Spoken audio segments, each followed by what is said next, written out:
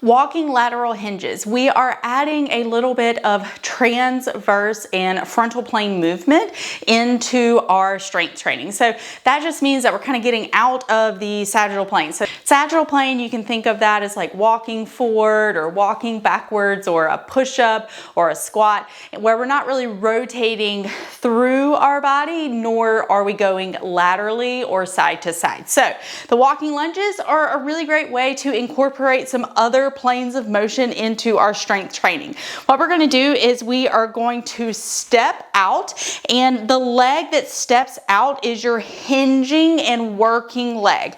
My other leg is really going to be pretty straight, okay? So I'm going to step out, and then all I'm doing here is hinging. I'm going to let my knee come over my midfoot, and my hips are gonna go back. I'm gonna keep that tiny twerk, exhale, ribs down, deep core up, all of those things. And I will have my weight that I'm using in my right hand if my left hip is the one that is opening up. And I'm gonna hinge down, use my glute to push me back up. I don't even need to necessarily straighten my knee all the way. And then I'm just gonna step together, and I'll bring the weight back to my side. I'm going to step laterally. I'm going to push myself over to the side that I'm hinging on. So I don't want to keep my weight on my right side and then be trying to hinge on the left. Like, that's not going to work very well, okay? So when you step to the left, use your right foot to push you over to the left. You should feel your left foot be very heavy before you start to hinge. Now, you're going to let your left hip come back. Left knee is coming forward. Femur is nice and long, okay? Make sure that knee and femur are in one line. We don't want the hip outside of the knee, okay? So if it is, boop, push it back in, okay?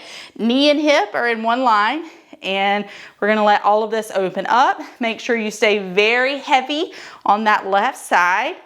Hip is gonna push you forward, and then you're gonna step together. So you'll do however many steps one way, and then we're just gonna reverse it back the other way. So when we reverse it back the other way, nothing is gonna change. You're gonna notice that that left foot, I'm gonna let it push me over to the right. Okay, so it pushes me over to the right. I would have my weight in the other hand. So if I'm hinging on the right side, I'm gonna have the weight in the left hand.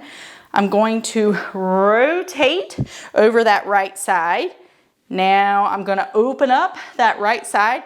So I'm hinging back, and then let the glute push me forward and come back up. So I can show you this way. If I'm going to the right, the left will push me over. So I don't start from the middle, okay? I can't start a lateral hinge from the middle because I need it to be weighted on one side, okay?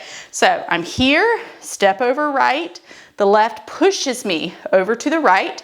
Now I'm going to rotate over that hip ever so slightly. I need to start with my heel behind my toe. My knee and hip are in one line.